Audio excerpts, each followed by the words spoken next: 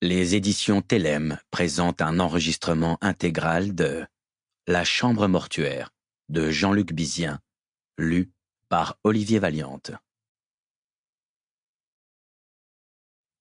En mémoire du docteur Pierre Guénon, qui passa sa vie à sauver celle des autres, et en hommage à tous ceux qui, comme lui, rendent la médecine générale extraordinaire.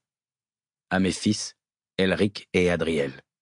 À Laetitia, qui manqua sa première rencontre avec Simon Blomberg, mais s'est rattrapée depuis. Prologue. Augustin Pied-Vache s'étira avec un miaulement grotesque. L'air froid et humide réveillait de vilaines douleurs qu'il ne parvenait à soulager qu'à grand renfort de laudanum. Par la fenêtre, le gardien promena un regard morne sur la Seine. Ce soir, la lune était pleine, des copeaux d'or s'accrochaient à la crête des vaguelettes.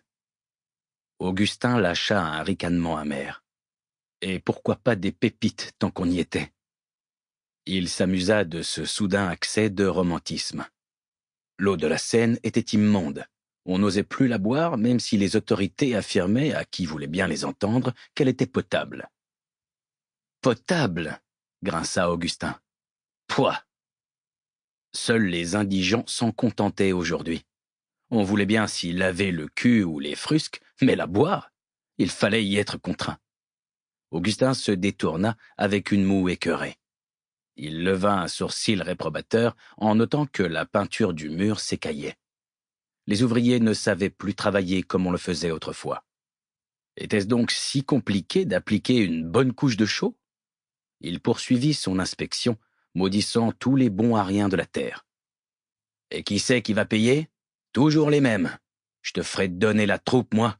Je te foutrai tous les feignants dans les geôles. On ne fait pas assez travailler la guillotine. À n'en pas douter, Edmond de la Fosse, le chef du service, ne ferait pas appel à des ouvriers extérieurs. Soucieux d'économiser les deniers de la République, il ordonnerait à ses subalternes de redonner au lieu son aspect solennel. Fatigué à cette seule évocation, Augustin s'accorda une pause dans le bureau étroit depuis lequel il surveillait d'ordinaire les entrées et sorties du bâtiment. Il s'autorisa un godet de vin clairet, mais résista à l'envie grandissante d'une rasade d'absinthe. S'il l'avait pu, Pied-Vache aurait passé le reste de son existence dans l'un de ces estaminets où l'on se retrouvait entre vrais consommateurs. Là, il fallait gagner sa vie pour s'offrir de tels plaisirs. Il s'empara de Sample complete. Ready to continue?